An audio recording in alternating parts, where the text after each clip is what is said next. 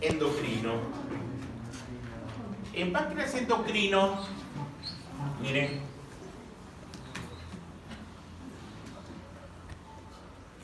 producto de la dieta alimenticia ha existido un problema en el páncreas que viene a ser la diabetes. Diabetes mellitus. La de 1, la 2 y las MODY. Las MODY vienen a ser 5, que son las diabetes juveniles. Entonces, la diabetes mellitus 1 es por un problema autoinmune, en donde nuestro propio cuerpo produce anticuerpos, ya saben, inmunoglobulinas G, ya saben eso, conocen ustedes ya, no son M, son G. ¿Contra qué? Contra las células beta de los islotes de Langerhans. Y si yo las mato las células beta, ya no tengo insulina, ya no tengo amilina. En cambio, la diabetes tipo 2, tengo insulina normal, inclusive incrementada, pero el problema ¿cuál es? Que mis células se cansan de tener tanta glucosa. ¿Y qué hacen? Hacen resistencia a la insulina. Y ya no puedo utilizar la glucosa. Y no registro que hay glucosa. ¿Cuándo aumenta la glucosa? En posprandia, después de la alimentación. Pero yo no registro eso. Entonces, como yo no registro que hay glucosa, tengo una alternativa energética. ¿Cuál es? Utilizar la beta-oxidación de los ácidos grasos. Pero ¿cuál es el riesgo de la beta-oxidación de los ácidos grasos? La beta-oxidación, el riesgo ¿cuál es? La formación de cuerpos cetónicos. ¿Y cuáles son los cuerpos cetónicos? El acetoacetato, el hidroxibutirato, en ese orden, ¿eh? Primero se forma el acetoacetato, el hidroxibutirato y la acetona. ¿Eso qué me da? Acidosis metabólica. Y cuando tengo acidosis metabólica, respiro en forma acidótica. La respiración de Kussmaul. Kussmaul. ¿Y cómo es la respiración de Kussmaul? Comienza a respirar así. Comienza así. Y si veo que la boca está seca, saca la lengua, está blanca la lengua, va a tener su coma diabético. Ahora, el exceso de esta glucosa, mis arterias van a tener tumores grasos. ¿Por qué? Porque el calcio se deposita en el endotelio y las LDL colesterol se van depositando y van formando lo que se llaman las células espumosas, ¿ya? Y esas células espumosas que fagocitan la LDL colesterol, y al final son macrófagos, entonces van a formar lo que se llaman los ateromas, los tumores grasos. Entonces el riesgo de un diabético es que también sufre infarto, ¿ya? Y el riesgo de un diabético también es que tenga insuficiencia renal. Y ahí queda. Entonces, ¿qué va a producirse acá? Lo que se llama la disfunción multiorgánica. Tener diabetes es peor que tener cáncer, porque todos los órganos se afectan: piel, huesos, cerebro, corazón, riñón, sistema nervioso, todo se afecta. Por eso se llama disfunción multiorgánica. ¿Bien? Entonces, eso es lo que vamos a ver el día de hoy. Miren, este señor, véanlo, es Langerhans, un alemán que ensayaba con perros y les extirpaba el páncreas y se morían. Decía, caramba, el páncreas es vital, decía. Y después dijo, bueno, voy a evaluar qué tiene el páncreas. Encontró que el páncreas tenía unos acinos, así como en las glándulas salivales, acinos que producían el jugo pancreático, ¿no? Bueno, pero encontró que entre los acinos había unas células, ¿no? Que eran unos islotes. Y ahí están las células alfa, beta, delta, F, épsilon. Entonces las llamó islotes de Langerhans, solo que no le dieron premio Nobel porque era un antiguito, era por 1800, no había Nobel ahí, pero era maravilloso lo que hizo él. Lo que hizo es producir ablación de esos islotes, y también se morían, ¿ya? Entonces ya no extirpaba todo el páncreas, sino tan solo los islotes de Langerhans. Algo fabuloso para la época. Después un canadiense es el primero que hablaba de insulina, ¿no? Primero, que decía, caramba, aísla la insulina, Banting. Este sí recibe el premio Nobel por aislar la insulina. En Canadá lo hizo. Después este inglés, Sanger, ¿qué hizo? Dio la estructura primaria de la insulina. ¿Qué viene a ser la estructura primaria? Es decir, ¿qué aminoácidos hay en la cadena alfa y en la cadena beta? ¿Por qué estudiaban tanto el páncreas y la insulina? Porque siempre ha existido el problema de la diabetes. Por eso sí, la primera en todo. Es la primera que se pudo establecer su secuencia de aminoácidos. Y se encontró de que tenía una cadena alfa de 21 aminoácidos, una cadena beta de 30 aminoácidos unidos por 2 puentes disulfuro y un péptido conector por proteína C conectora. Después esta amiga, Crawford, también es una inglesa que pudo establecer tridimensionalmente la estructura de la insulina a través de rayos X. Le dieron un premio Nobel. Boyer, este ya hizo algo maravilloso, pero sufrió mucho. ¿Qué hizo? El humulín, DNA recombinante. ¿Qué quería hacer este señor Boyer? Quería sintetizar la insulina humana. Antes de él se utilizaba la insulina de equinos, bovino para los humanos. Pero ¿qué pasaba? Es otro taxón. Entonces, ¿qué hacía nuestro sistema inmune? Anticuerpos. Y producía un problema tremendo. ¿Ya? Algunos sí no había ningún problema. Era un problema en salud. Hasta este señor Boyer, ¿qué hace? Primero quería clonar la insulina en forma total, cadena alfa y beta, pero nunca pudo. ¿Y qué al final hizo? Aisló la cadena alfa y la clonó en un plásmido. Lo mismo, lo colocó en PBR 322, hizo una transferencia en Escherichia coli, y ese Escherichia coli que me daba la alfa y después la beta. ¿Y qué hacía? En forma química la unía, la alfa y la beta, y ahí teníamos el humulín. Y lo tenemos el humulín de acción rápida, acción intermedia y lenta. Es algo maravilloso para los diabéticos. Recuerden que el diabético tipo 2 se convierte en 1, al final queda dependiente de insulina. Y esta amiga Susan, o Sussman, que digan, también le dieron premio Nobel. ¿Por qué? Porque establece un método, a través de un método de RIA, radioinmunoensayo, para medir la insulina. Entonces, de tal manera, esa es la historia de la insulina. Ha sido la primera en todo. Veamos. ¿Qué cromosoma expresa la insulina? Cromosoma 11. Brazo corto, petit, P es petit, Q es brazo largo. En región 15,5. Es importante referenciar dónde se produce. Se sintetiza a partir de la preproinsulina. De ahí tengo la proinsulina y después la insulina. La prepro tengo segmentos A, B, C, D. Cuando se forma la proinsulina, tengo la A, la B y la C, que es el péptido conector. Y esto tiene su utilidad clínica, que el péptido C con la insulina tiene una relación 1 a 1. 1 a 1. Si yo encuentro, por ejemplo, que tengo 2 de insulina por 1 de péptido C, digo, aquí hay algo raro, acá hay insulina exógena. No puede ser. Y les cuento, fue un cuento bonito de una alumnita de medicina, era hija única, pero era obsesiva, compulsiva, con intentos de suicidio, y quiso llamar la atención de los padres. ¿Qué hacía?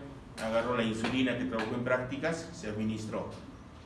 Si la glucosa normalmente es 70-110, miligramos por decilitro, le administro insulina.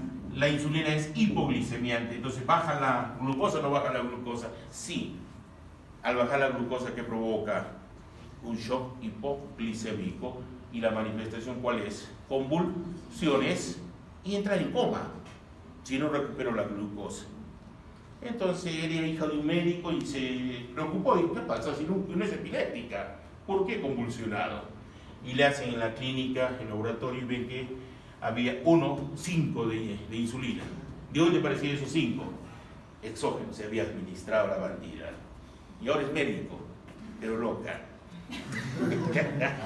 Increíble. Me encuentro cada vez, es que ella vio el experimento que hice con el animalito que va a hacer usted, con un Orthilodus puniculus. Les hacía traer siempre sus conejitos. ¿Por qué? Porque ellos son orejones y tienen una vena marginal grande. ¿Ya? Entonces con una aguja de tuberculina le coloco insulina por acá y por acá le coloco dextrosa al 33%. Entonces cuando el animal convulsiona, ¡pum!, le meto antes que haya daño cerebral. Es bonito ese experimento. Y ella simuló igualito. Es terrible, pero bueno, hay formas. Ya tienen cuántas formas las he hecho para morir. Hay varias formas las he contado, ¿no? Ya. La fisiología es bonita. Secreción de la insulina. ¿Se acuerdan que había una secreción que era regulada? ¿Se acuerdan o no? Les puse esta misma imagen en la fase 1. Entonces, miren, esta es una célula beta. La célula beta, ¿qué me produce? Insulina, lógico, insulina. Entonces, pónganse el caso que han tomado desayuno, ¿no? Entonces, aquí tengo mi vaso sanguíneo y mis niveles de glucosa aumentados, ¿ya? Entonces, ¿dónde tengo mi sensor de glucosa? En el páncreas, ¿ya? En el páncreas, esa glucosa va a ingresar. Y al ingresar, se fosforila. ¿Y para qué se fosforila? Para que no vuelva a salir. ¿Eh? ¿Por quién? Por la exoquinasa o la glucosa 6 quinasa. Entonces la fosforilo y entra a la vía glicolítica. Y si llega piruvato, se descarboxila, me da acetato, cuando saco la coenzima entra al ciclo de Krebs. Y al final, ¿qué tengo? Producción de ATP. Este ATP, ¿qué hace? Cierra los canales de potasio, los de fuga. ¿Se acuerdan que el potasio normalmente sale o no sale de la célula? Sale. ¿Para qué sale? ¿Para que se despolarice o para que tenga su potencial de membrana o de reposo? Porque si yo atrapo al potasio y evito que salga por los canales de fuga, ¿qué pasa con la célula? ¿Se despolariza o no se despolariza? No se despolariza. Se despolariza, lógico. Y al despolarizarse, ¿qué va a pasar? Se aperturan unos canales dependientes de voltaje del calcio, ingresa calcio. Ingresa el calcio y ¿qué va a producir? Activa la SNARE. Ya saben, ¿se acuerdan del SNARE? Ese complejo proteico de la sintaxina, sinactotagnina, sinactobrevina, ¿se acuerdan o no?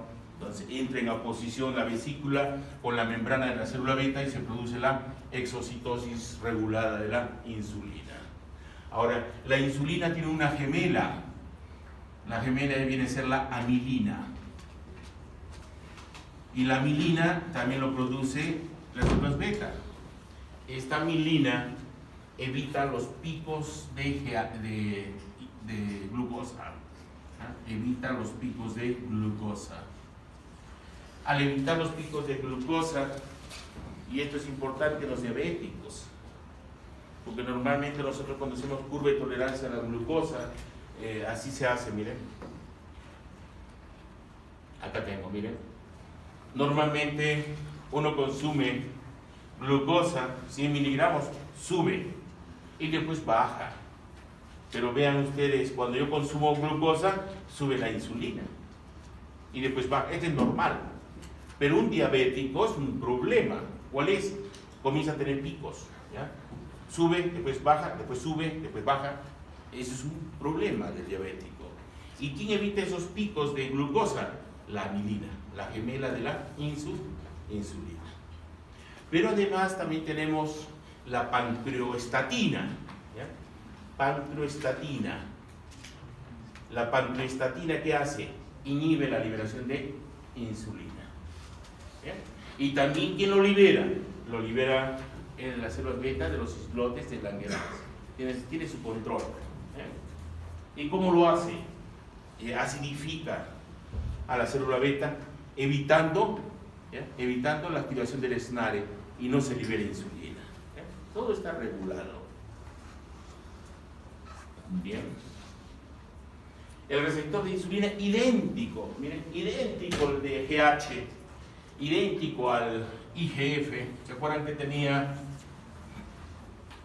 su dominio externo? ¿Se acuerdan? El extracelular. Son cadenas alfa. El de transmembrana, beta. Y tiene su tirosina quinasa, la MAC2. Perdón, no es MAC2, sino la... ¿cómo se llama la...? Ay, caramba. ¿Cómo se llama esta? La tirosina quinasa, que no... Janus 2, ¿ya? O JAK2 también le llaman. Janus 2. ¿Y qué nos da? Sustratos de receptor de insulina fosforilados. ¿Y qué nos da? Primero, la activación de la expresión de canales. ¿Qué canales? Los GLUC. ¿Ya? Los GLUC. ¿Qué nos da? Esto es importante que ustedes se enfoquen. Que a través del IP3 quinasa nosotros hacemos anabolismo. ¿Qué es anabolismo? ¿Síntesis o es degradación? Es síntesis. ¿Anabolismo de qué? De glucógeno. Quiere decir que voy a estimular la glucogénesis. Voy a estimular la proteogénesis. Y voy a estimular la lipogénesis. Entonces, ¿qué hace la insulina? Regula el metabolismo intermediario, no tan solo de los azúcares, sino de todo, proteínas, lípidos, todo lo hace. Pero además, a través del MAG quinasa, ¿quién nos expresa? Genes que tienen que ver con la proliferación, diferenciación, apoptosis. Esto es lo importante. Y ahí lo tienen ahí.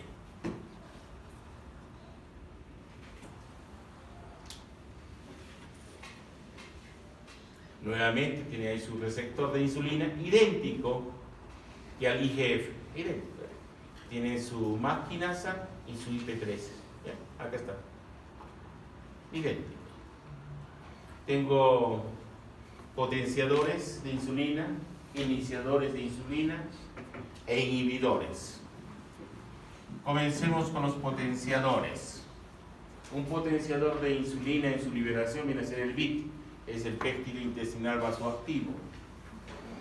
Este GIT con el GLP se llaman las incretinas. ¿Y qué es una incretina? Una incretina me estimula la liberación de insulina. ¿Y cuáles son los desencadenantes para que se liberen estos dos? La presencia de glucosa en duodeno, la presencia de aminoácidos y ácidos grasos libres. Los tres me liberan las incretinas. Ahora, ¿qué significa GIT? Es péptido, anteriormente se llamaba péptido inhibidor gástrico, porque inhibía la secreción gástrica, inhibía el vaciamiento gástrico, pero ahora ya no se le llama así, porque no es su función primaria. La función primaria viene a ser liberar insulina. Ahora se le llama péptido insulinotrópico dependiente de glucosa. Ese es el término correcto. ¿Cómo se llama entonces el GIT? Péptido insulinotrópico dependiente de glucosa. Pregunta el examen también. ¿Por qué? Todo el mundo ahora que es diabético está trabajando con incretinas. Ya no trabajan con glibenclamida, las biguanidinas, ¿no? Ahora estamos juntando a estas. Y en un momento les voy a mostrar por qué. El glucagón también, arginina, acetilcolina. Iniciador en leucina, el cetoisocaproato, gliceraldehído, glucosa. Y fármacos, la tolbutamida, la glibenclamida, que viene a ser sulfonilurias. Inhibidores, la somatostatina, o sea que inhibe, siempre todo inhibe la somatostatina, la galanina y agonistas alfa-2 adrenérgicos. Estas son las incretinas. Cuando llega al intestino delgado, al duodeno, que llegan nutrientes como azúcares, ácidos grasos, aminoácidos, que liberan dos: el GIT por las células K y el GLP por las células L. El problema de estas incretinas es que son minutos su acción. El GIT tan solo son 4 o 5 minutos, el GLP 2 a 3 minutos, y hay una enzima que la degrada. Esa enzima se llama la dipeptidilpeptidasa 4, ¿ya? Que viene a ser la DPP4, dipeptidilpeptidasa 4. Entonces, actualmente hay unos fármacos, ¿ya?, que son las glictinas. ¿Ya? Acuérdense de ese nombre, glictinas. Ahí tienen la sitagliptina. ¿Qué hace la sitagliptina? Es inhibir a la DPP4. ¿Para qué la inhibo? ¿Para que tenga menos actividad o tenga más actividad las incretinas? Más actividad y me libere más insulina. Y con buenos resultados se está evaluando, trabajando con estos fármacos. ¿Y qué hacen esta GLP y esta GIT? Lo que hacen, primero, a nivel pancreático, lo que hacen es incrementar la insulina. Esa es su función. Y han visto que incrementar la insulina, ¿qué voy a favorecer? Captación de glucosa. Voy a favorecer el anabolismo ¿de qué? De azúcares, proteínas y lípidos. El GLP inhibe al glucagón, en cambio este estimula glucagón. Me incrementa la proliferación de células beta, los dos, y disminuye la apoptosis. Entonces, en otros términos, me va a proteger mis células beta para producir más insulina. Aparte de ello, tiene otras funciones secundarias, como es incrementan la capacidad de memoria de retención, estimulan la mineralización ósea. Este es un cardioprotector. Este inhibe el vaciamiento gástrico, este inhibe la secreción gástrica y este estimula la acumulación de grasa, lipogénesis. Pero la función primaria viene a ser esta: incrementar la insulina. Si yo incremento la insulina, eso se llama incretina. ¿Y quiénes son las incretinas? El GIT y el GLP. ¿Cuándo se incrementan? Cuando tengo en el duodeno nutrientes. ¿Qué nutrientes? Azúcares, aminoácidos y ácidos grasos libres. Este es el modo como lo hacen. Este es una célula beta, tiene su receptor para incretina, activa el AMP cíclico a través de la alanilato ciclasa, produzco una proteína quinasa, y esta es una proteína activada por la alanilato ciclasa 2. ¿Qué hace? Libera calcio. Al liberar calcio, estimulo la exocitosis regulada de la insulina. Pero aparte de ello, esta proteína quinasa me bloquea la salida de potasio por los canales de fuga. Entonces, ¿qué quiere decir? Que a la célula beta la voy a despolarizar. ¿Para qué? Para que ingrese el calcio. ¿A través de qué canales? Canales de calcio dependientes de voltaje. Ingresa calcio y activo más la liberación de insulina. Aparte de ello, voy a estimular la expresión de la insulina para que se almacene en las vesículas de secreción y pueda ser liberado. Ese es el mecanismo entonces de las incretinas. El ritmo circadiano de la secreción de insulina son 3 picos. El primer pico es en la mañana, el desayuno, mediodía y la cena. ¿Es el mismo nivel de insulina o va bajando? Va bajando, como pueden ver. Muy bien, entonces cuando nosotros estamos en postprandia, ¿qué hormona se incrementa? La insulina. Y ya saben que es anabólico. Cuando estoy en ayuno, emergencia, glucagón. Pero recuerden que la insulina es la única hipoglicemiante. En cambio, compite contra 5: glucagón, cortisol, T3, T4, GH y adrenalina, noradrenalina. Estas todas son hiperglicemiantes, aumenta la glucosa. En cambio, ¿esta qué hace? Baja la glucosa. Entonces, a la insulina se le conoce como la hormona de la abundancia. ¿Cuándo aumenta? en postprandia, después de la alimentación. Y cuando aumenta la insulina, entonces a nivel del cerebro tengo el centro orexigénico y anorexigénico en el núcleo arcuato. Y lo que hago yo al aumentar la insulina es bloquear el hambre. Y lo que estimulo es la saciedad. Quiere decir, voy a actuar sobre el centro anorexigénico. Y ese es un mecanismo rápido. ¿Ya? Rápido. En cambio, lento es la lectina. ¿Ya? En la grasita, la lectina. El tejido adiposo libera lectina. Y la lectina es mecanismo lento. En cambio, rapidísimo, para saciedad, ¿quién es? Insulina. CSK, la colecistoquinina. Esos son rápidos. Entonces, cuando mi glucosa, normalmente yo la tengo 70, 110 miligramos por decilitro, baja menos de 70, problema. Inmediatamente, ¿qué libero? Las células beta de los islotes de Langerhans que liberan glucagón. Entonces, ¿para qué libero glucagón? Para incrementar la glucosa, de donde sea lo saco. Lo primero que yo tengo glucosa, lo tengo en el músculo y en el hígado. Tengo glucógeno. ¿Qué activo? La glucogenólisis. Pero no es suficiente. ¿Qué hago? Voy a degradar las proteínas. Entonces, incremento el catabolismo proteico para que tenga aminoácidos. A los lípidos los degrado a ácidos grasos libres más glicerol. Entonces, estos sustratos que me van a dar glucosa, ¿a través de qué? De la gluconeogénesis. Hay emergencia, tengo que aumentar la glucosa. Pero el riesgo de ello, ¿cuál es? La cetoacidosis, por la formación de los cuerpos cetónicos. Ese es el peligro de los pacientes que tienen diabetes. ¿Bien? Y es lo mismo, se lo tiene esquemático, es lo mismo que he hablado. Y he hablado de la curva de tolerancia. ¿No? Se les da, ¿esto han hecho en prácticas o no? Es bonito esto. Se les da 100 gramos, si no se les da Coca-Cola. La Coca-Cola viene a ser un caramelo diluido. Entonces les hace una evaluación de glucosa, parten de 80 o 90 y se les da Coca-Cola, saltan a 130. A la media hora, van a la hora, comienza a bajar bonito. Entonces ustedes deben inferir lo siguiente. Si sube la glucosa, ¿qué debe subir? La insulina. Baja la glucosa, debe bajar la insulina. Si se mantiene elevada, acá no responde la insulina, pero acá tengo elevada la glucosa. ¿Por qué? Porque no tengo insulina o tengo resistencia a insulina. Esto es lo primario para saber si uno es diabético con la hemoglobina glicosilada.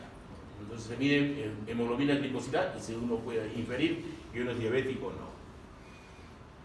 Aquí tiene una comparación de los diabéticos tipo 1, tipo 2. ¿Quiénes tienen el tipo 1? Los caucásicos. En ellos es más frecuente. El paciente es delgadito y aparece en la niñez, la enfermedad, o en la adolescencia. En cambio, la diabetes tipo 2, la persona tiene su luna de miel, come de todo y no le pasa nada hasta los 50 o 40 años. Ahí se cobra con intereses la enfermedad. Entonces, este frecuente antes de los 20 años, este después de los 40, 50 años. Su desarrollo es rápido y es lento. Lo más frecuente en la población es que haya 90% de diabético tipo 2 y tan solo 10% de diabético tipo 1. Cetoacidosis en el 1, es poco común en el 2. La obesidad es en el 2. Se destruyen las células beta en el tipo 1. La secreción de insulina es normal o incrementada en 2. Los anticuerpos en el 1. Y esto está asociado al sistema inmunológico, a HLA, DR3, DQ8. Y el tratamiento, como no hay insulina, se le da insulina. En cambio al otro comenzamos primero con estimuladores. Un estimulador viene a ser la sulfoniluria. La sulfoniluria viene a ser el gliabet. Gliabet. Puede ser también las biguanidinas. Biguanidina, la metformina acá, metformina.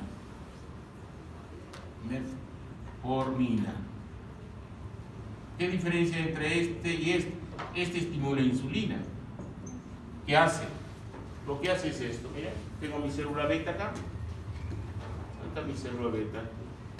Acá. Lo que hace es cerrar el canal de potasio. Normalmente, fisiológicamente, ¿quién lo cerraba? El aumento de ATP. Acá no. Lo que hace la gliabel, la glibenclamida o el glucofage, lo que quieran ustedes, cierra esto. Al cerrar el de potasio, se despolariza, ingresa aquí calcio y libera insulina. En cambio, la metformina lo hace de tres maneras: 1, 2 y 3. Primero, disminuyo glucosa porque inhibo la glucogenólisis y la gluconeogénesis. 1. 2. Aumento la sensibilidad de la insulina, quiere decir la hago más efectiva. Y 3. Disminuyo la absorción de glucosa a nivel intestinal. Muchos de ustedes han utilizado eso para bajar de peso, la metformina, o aquellos que han tenido problemas de ovario poliquístico siempre están metformina porque como el ovario poliquístico aumentan de peso y una forma de bajar con metformina. Nos vamos a quedar aquí en síntomas, ¿ya? En síntomas, no quedan preguntas o dudas que tuvieran. ¿Ninguna? Bien. ¿Ah? No te entiendo, Álvarez. No sé, vamos a ver, el seminario me parece que sí vamos a tener que venir, porque el sábado es 29, es feriado. Vamos a ver, ¿ya?